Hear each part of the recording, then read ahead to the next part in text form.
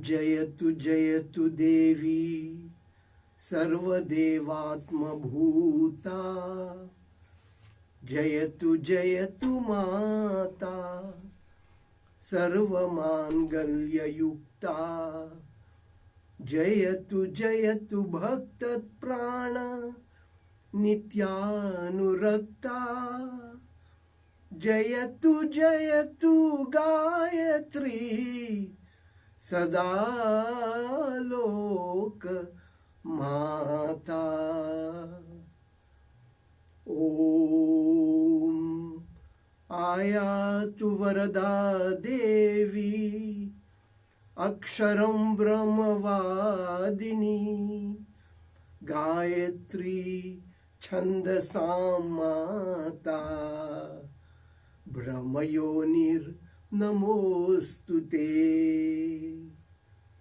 ओम नमो भगवते वासुदेवाय।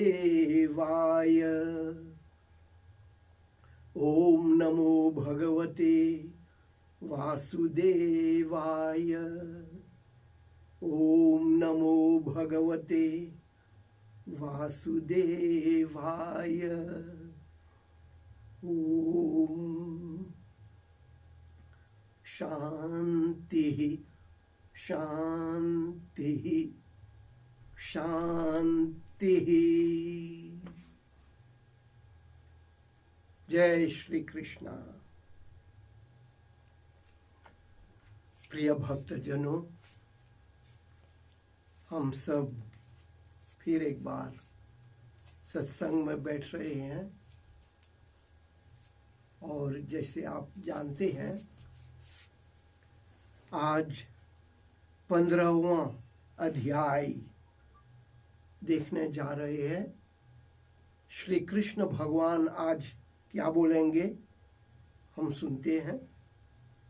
और आज का जो 15वां अध्याय है उसे पुरुषोत्तम योग कहा गया है। तो चलिए देखते हैं, सुनते हैं। श्री भगवान बोले। श्री भगवान वाच ऊर्ध्व मूलमघ ऊर्ध्व मूलमधः शाखमस्वत्थं प्राहुरव्ययम् छन्दांसि यस्य पर्णानि यस्तं वेद स वेदवित्। श्री कृष्ण भगवान बोले, हे अर्जुन, जिसका मूल ऊंचे है, जिसकी शाखा नीचे है और वेद जिसके पत्ते हैं, ऐसे अविनाशी अश्वत्थ वृक्ष का बुद्धिमान लोगों ने वर्णन किया है। इसे जो जानते हैं वे वेद के जानने वाले ज्ञानी है। तो देखा आपने, इस 15वां अध्याय के शुरू ही में श्री कृष्ण भगवान बोल रहे हैं, ये जो दुनिया है ये एक पीपल वृक्ष के समान है, जिसकी शाखा नीचे है और मूल जो जड़ है ऊपर है। जड़ ऊपर है और शाखा नीचे है। वेद जिसके पत्ते हैं और ऐसे अविनाशी अश्वत्थ वृक्ष का बुद्धिमान लोगों ने वर्णन किया है।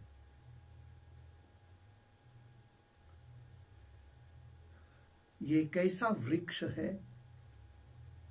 ये तो संसार वृक्ष है। गीता में खेत का बार बार स्मरण कराया जाता है। खेत में वृक्ष देखने में आते हैं। यदि हमें फलदार वृक्ष दृग्गोचर हों तो हम कहते हैं कि हम उद्यान के बीच आ गए हैं। अगर अन्य वृक्ष दिखाई दें जो फेंके गए बीजों या गुठलियों से उत्पन्न हुए हों, तब हम अपने को जंगल के मध्य में पाते हैं। जिस वृक्ष को हम रोज देखते हैं उसकी जड़ जमीन में होती है। उससे भिन्न एक विशाल वृक्ष है। यह विचित्र वृक्ष संसार वृक्ष है। इसका नाम अश्वत्थ है। संस्कृत में अश्वत्थ संस्कृत शब्द है और हमारे हिंदी में पीपल वृक्ष कहा गया है। अश्वत्थ अ का मतलब है नहीं, श्व का कल और ठ का ठहरा हुआ, पूरा अर्थ हुआ अस्थिर। तो अश्वत्थ हुआ वह वृक्ष जो आने वाले कल तक भी नहीं टहरेगा। यह संसार क्षण भंगुर है। यह आज है, कल न रहेगा। यह एक ही दिन ठहरने वाला है। यह वह मेहमान है जो एक ही रोज ठहरेगा। विद्वानों ने उस लंबे अरसे को एक दिन ही कहा है जिसमें संसार के रूप में रहता है। जब रूप बदलता है, प्रलय आता है या एक रात्रि आती है, ब्रह्म दिवस और ब्रह्म रात्रि एक दूसरे के पीछे आते हैं। बात ठीक भी है। दुनिया सचमुच चंद्र रोजा है। आज कुल चिंताग्रस्त संसार यही कह रहा है कि न जाने कब उज्जैन बम फेंका जाएगा और संसार अस्त व्यस्त होगा। न जाने कल क्या होने वाला है। और जिस तरह से अभी ये संसार चल रहा है, और अभी तो आप जानते हैं कोरोना वायरस बहुत कष्ट दे रहा है सभी लोगों को। विश्व भर में कोरोना वायरस के जो राक्षस है नाच रहा है, नंगा नाच रहा है। तो क्या मालूम ये क्या होगा, कल क्या होने वाला है, किसी को मालूम नहीं। और देखिए एक दूसरी बात है,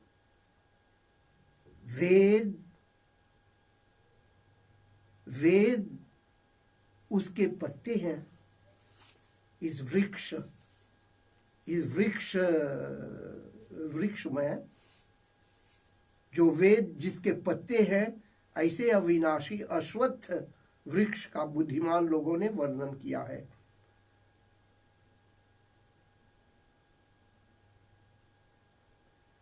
चलिए आगे चलते हैं। अधश्चोद्धुवं प्रसृतास्तस्य शाखा गुणप्रवृद्धा विषयप्रवालः अधश्च मूलान्यनुसन्ततानि कर्मानुबंधिनी मनुष्य लोके। हे अर्जुन, गुणों के स्पर्श द्वारा बड़ी हुई और विषय रूपी कोपलों वाली उस अश्वत्थ की डालियां नीचे ऊपर फैली हुई है।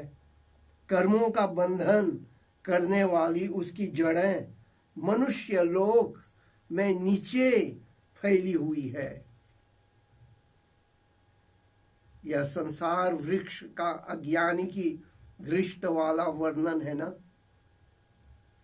उसके ऊंचे ईश्वर में रहने वाले मूल को वह नहीं देखता, बल्कि विषयों की रमणीयता पर मुग्ध रहकर तीनों गुणों द्वारा इस वृक्ष का पोषण करता है और मनुष्य लोक में कर्मपाश में बंधा हुआ रहता है।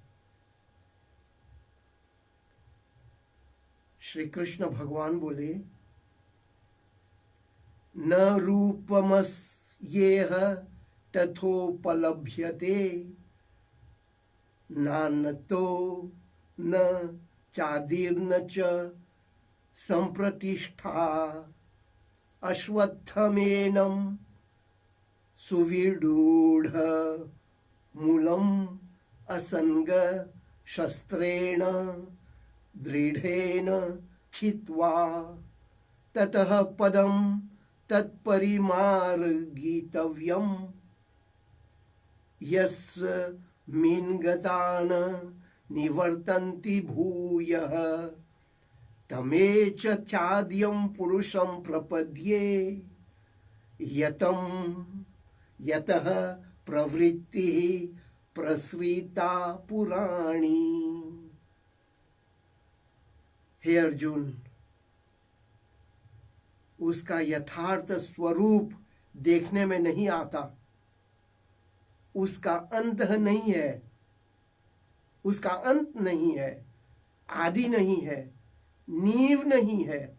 खूब गहराई तक गई हुई जड़ों वाले इस अश्वत्थ यानी पीपल वृक्ष को असंग रूपी बलवान शस्त्र से काटकर मनुष्य यह प्रार्थना करे, जिसने सनातन प्रवृत्ति माया को फैलाया है, उस आदि पुरुष की मैं शरण जाता हूँ और उस पद को खोजे जिसे पाने वाले को पुनः जन्म मरण के फेर में पड़ना नहीं पड़ता।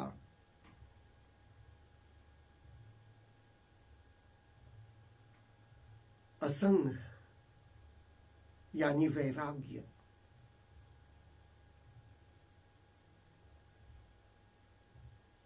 तो श्री कृष्ण बोल रहे हैं, इस संसार वृक्ष को काटो, काट कर आगे बढ़ो। जब तक ये संसार वृक्ष रहेगा तो कष्ट ही कष्ट होगा, तो इसे काटना पड़ेगा।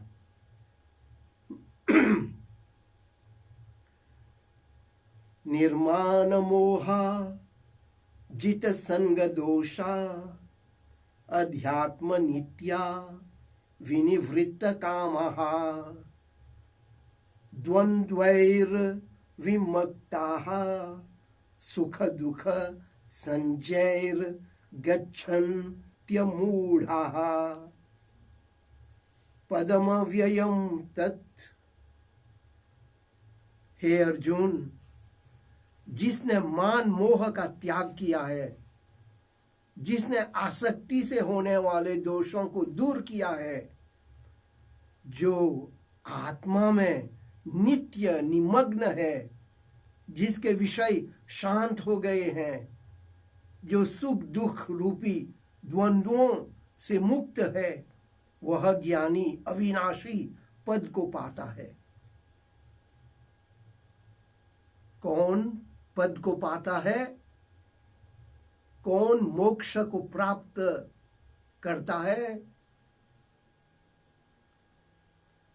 जो भक्त मान मोह को त्याग दिया है और जो आसक्ति से होने वाले दोषों को दूर किया है, जो भक्त आत्मा में नित्य निमग्न है, अपने आत्मा ही में रहता है, अपने आप में रहता है और जिसके विषय शांत हो गए हैं, विषय वासना, काम वासना, विषय वासना, ये सब शांत हो गए हैं, उस व्यक्ति, उस भक्त को ही मोक्ष मिलता है। फिर आगे बोलते हैं, न तद्भासयते सूर्यो न शशांको न पावकः यद्गत्वा न निवर्तन्ते तद्धाम परमं मम। हे अर्जुन, वहां सूर्य को, चंद्र को या अग्नि को प्रकाश नहीं देना पड़ता, जहां जाने वाले को फिर जन्मना नहीं पड़ता, वह मेरा परम धाम है।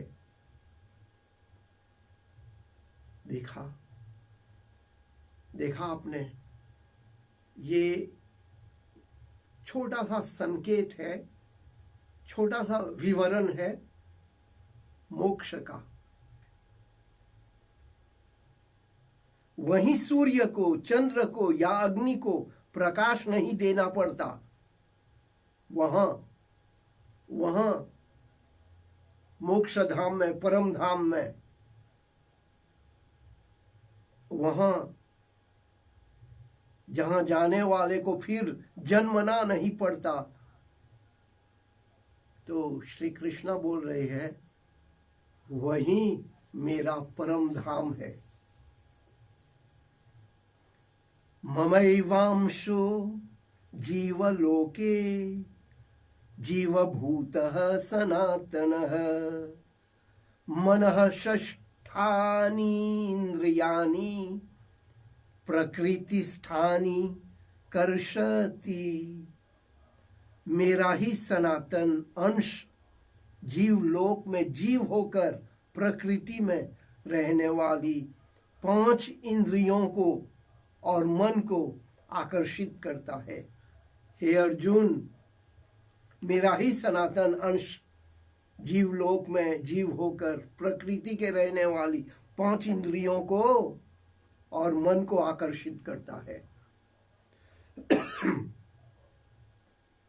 शरीरम यद्वाप्नोति यच्छाप्युत कामतीश्वर गृहीत वैतानि संयाति वायुर्गंधानि वाशयात्। जीव बना हुआ यह मेरा अंश रूपी ईश्वर जब शरीर धारण करता है या छोड़ता है, तब यह उसी तरह मन के साथ इंद्रियों को साथ ले जाता है, जैसे वायु आसपास के मंडल में गंध ले जाता है। ये तो स्पष्ट हो गया। आगे बोलते हैं, श्री कृष्ण भगवान बोल रहे हैं, श्रोत्रम चक्षुः स्पर्शनम च रसनम घ्राणमेव च अधिष्ठाय मनश्चायं विषयानुपसेवते। और हे अर्जुन, वह कान, आंख, त्वचा यानी चर्म, जीभ, नाक और मन का आश्रय लेकर विषयों का सेवन करता है। क्रामन्तं स्थितं वापि भुञ्जानं वा गुणान्वितं विमूढ़ा नानुपश्यन्ति पश्यन्ति ज्ञानचक्षुषः। शरीर का त्याग करने वाले या उसमें रहने वाले अथवा गुणों का आश्रय लेकर भोग भोगने वाले को, इस अंश रूपी ईश्वर को मूर्ख नहीं देखते, किंतु दिव्य चक्षु ज्ञानी देखते हैं। मूर्ख लोग, उन लोगों को क्या पता है? मूर्ख लोग क्या जानते हैं? लेकिन ज्ञानी लोग जानते हैं। ईश्वर का जो रहस्य है ज्ञानी भक्त ही जानते हैं।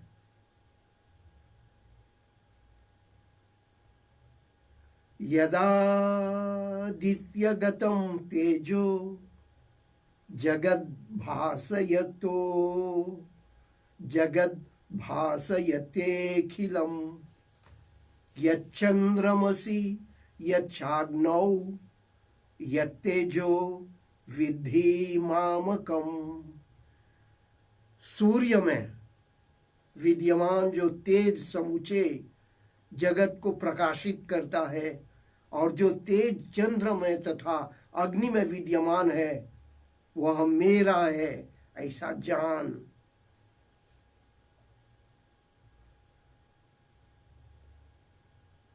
जो सूर्य भगवान में है उसे तो सूर्य भगवान, सूर्य नारायण भी कहा गया है। सूरज को,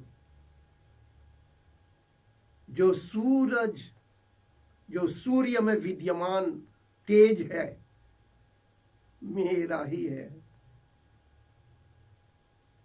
और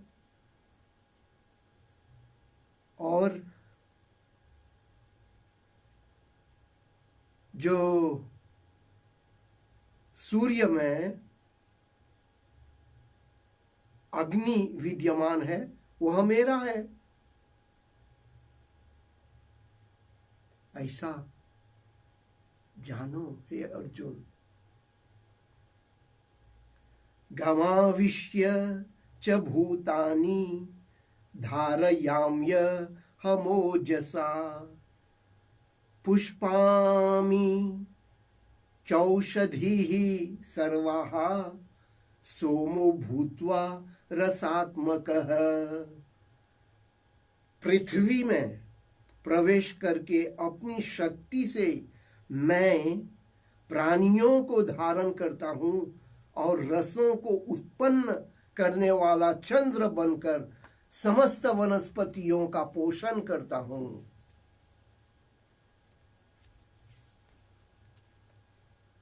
बहुत बढ़िया, सुंदर, बहुत सुंदर वचन बोल रहे हैं कृष्ण भगवान। पृथ्वी में प्रवेश करके अपनी शक्ति से मैं प्राणियों को धारण करता हूं और रसों को उत्पन्न करने वाला चंद्र बनकर समस्त वनस्पतियों का पोषण करता हूं। मैं ही तो पोषण हूं, मैं ही तो पोषण करता हूं, पालन पोषण करता हूं सभी प्राणियों को धारण करता हूं, पालन पोषण करता हूं। हे अर्जुन, अहम वैश्वानरो भूत्वा प्राणिनां देहमाश्रितः प्राणापान समायुक्तः पचाम्यन्नं चतुर्विधम। प्राणियों के शरीर का आश्रय लेकर जठराग्नि होकर प्राण और अपान वायु के द्वारा मैं 4 प्रकार का अन्न पचाता हूं।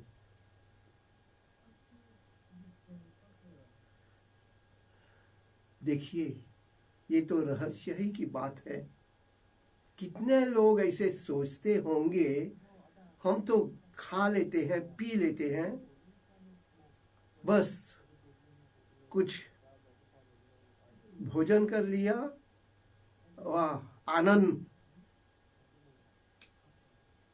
आनंद मिल गया, आनंद आ गया, मैंने खूब भोजन किया, आज आनंद आ गया। लेकिन अंदर जब ये भोजन पहुंचता है, ये आहार अंदर जाता है, इसे इसे पचाने वाला कौन है, ये बहुत कम लोग सोचते होंगे। इसे पचाने वाले श्री कृष्ण भगवान बोल रहे हैं, मैं ही जठराग्नि हूं। प्राण, अपान वायु, ये 4 प्रकार का अन्न मैं ही पचाता हूं।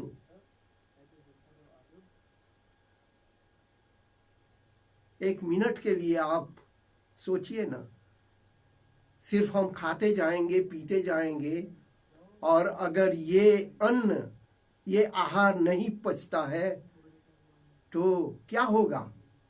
बीमार पड़ जाएंगे, मर जाएंगे भी। तो इसे पचाने वाला वो ही है, परमात्मा। नहीं तो मनुष्य का हाल क्या हाल होगा। आगे बढ़ते हैं। श्री भगवान बोले, सर्वस्य चाहम हृदि सन्निविष्टो मत्तः स्मृतिर्ज्ञानम पोहनम च वेदैश्च सर्वैरहमेव वैद्यो वेदांत कृद्वेद विदेव चाहम। सबके हृदय में अधिष्ठित मेरे द्वारा स्मृति, ज्ञान और उनका अभाव होता है। समस्त वेदों द्वारा जानने योग्य मैं ही हूँ, वेदों का जानने वाला मैं हूँ, वेदांत का प्रकट करने वाला भी मैं ही हूँ।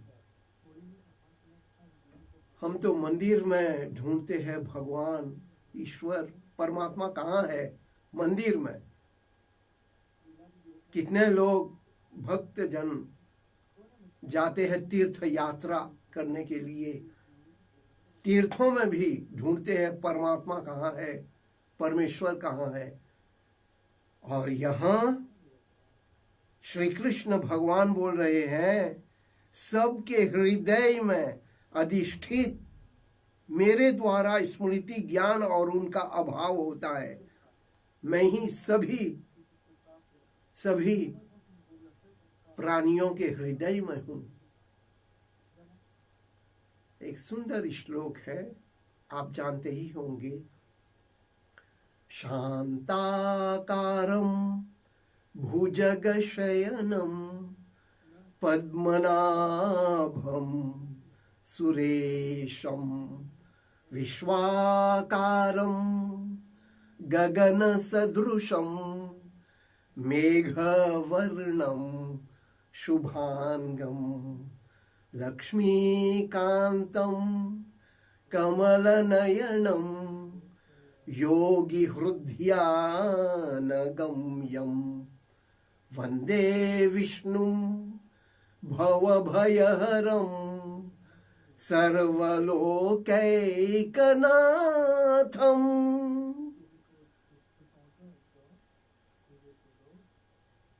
योगी के हृदय में परमात्मा निवास करता है। योगी भक्त के हृदय ही में भगवान रहता है। फिर भी श्री कृष्ण भगवान बोल रहे हैं, सभी प्राणियों के हृदय में मैं अधिष्ठित हूं, मैं बैठा हुआ हूं, रहता हूं। लेकिन योगी जन आंख बंद करके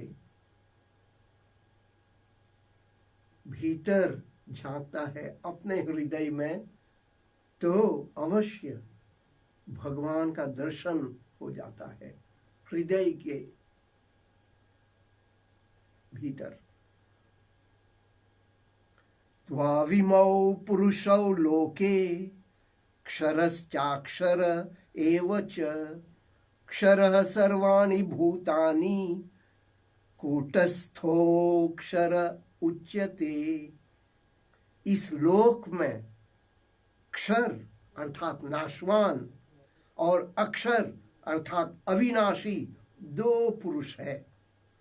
भूत मात्र क्षर है और उनमें जो स्थिर रहने वाला अंतर्यामी भी है, अंतर्यामी है, वह अक्षर कहलाता है। उत्तमः पुरुषस्त्ववन्यः परमात्मेत्युदाहृतः यो लोकत्रयमाविश्य बिभत्स्य व्यय ईश्वरः। इसके सिवा उत्तम पुरुष और है, वह परमात्मा कहलाता है। वह अवयव ईश्वर तीनों लोकों में प्रवेश करके उनका पोषण करता है। हे अर्जुन, क्योंकि मैं क्षर से पर और अक्षर से भी उत्तम हूं, इसलिए वेदों और लोकों में पुरुषोत्तम नाम से प्रख्यात हूं। इसलिए सभी लोग मुझे पुरुषोत्तम पुरुषोत्तम बोलते हैं। आगे बोल रहे हैं कृष्ण भगवान, यो मामेवम सम्मूढ़ो जानाति पुरुषोत्तमं स सर्वविद् भजति मां सर्वभावेन भारत। हे भारत, हे अर्जुन, मोह रहित होकर मुझ पुरुषोत्तम को इस प्रकार जो जानता है वह सब जानता है और मुझे पूर्ण भाव से भजता है। देखिए ना, श्री कृष्ण भगवान बोल रहे हैं, मोह रहित होकर, बिना मोह रहित होकर मुझ पुरुषोत्तम को इस प्रकार जो जानता है वह सब जानता है। जो मुझे जानता है, जो मुझे पहचान गया है, वो सब जानता है। और उस तरह के भक्त मुझे पूर्ण भाव से भजता है। हे अर्जुन, अब अंतिम श्लोक आ गया इस 15वां अध्याय का अंतिम श्लोक। सुनिए ना, इति गुह्यतमं शास्त्रम इदमुत्तम मया नघ एतद् बुद्ध्वा बुद्धिमान् स्यात् कृतश्च भारत। हे अनघ, देखिए कैसे संबोधित कर रहा है कृष्ण भगवान अर्जुन को। हे अनघ, अनघ यानी हे निर्मल मन वाला, निष्पाप मन वाला। हे अर्जुन, हे अनघ, यह गुह्य से गुह्य शास्त्र मैंने तुझसे कहा। हे भारत, इसे जानकर मनुष्य को चाहिए कि वह बुद्धिमान बने और अपना जीवन सफल करे। बहुत सुंदर सलाह दे रहे हैं यहाँ श्री कृष्ण भगवान। मनुष्य को बुद्धिमान बनना चाहिए, मनुष्य को ज्ञानी भक्त बनना चाहिए। ज्ञानी भक्त बनने से ही उनका जीवन सफल हो जाएगा। नहीं तो पुनरपि मरणम पुनरपि जननम पुनः पुनः पुनः पुनः मरो, फिर से जन्म लो, फिर से मरो, फिर से जन्म लो, यही चक्र में पढ़ते रहो। नहीं, ये बहुत सुंदर सलाह दे रहा है कृष्ण भगवान। हमें बुद्धिमान बनना चाहिए, हमें ज्ञानी भक्त बनना चाहिए, तभी हमारा जो जीवन है, मनुष्य जीवन है, सफल होगा। तो इसी से आज 15वां अध्याय समाप्त हो रहा है। कल हम फिर मिलेंगे, फिर सुनेंगे श्री कृष्ण भगवान के जो अमृत वाणी है, कल फिर सुनेंगे। जय श्री कृष्ण, जय जय श्री कृष्ण, हरि ओम।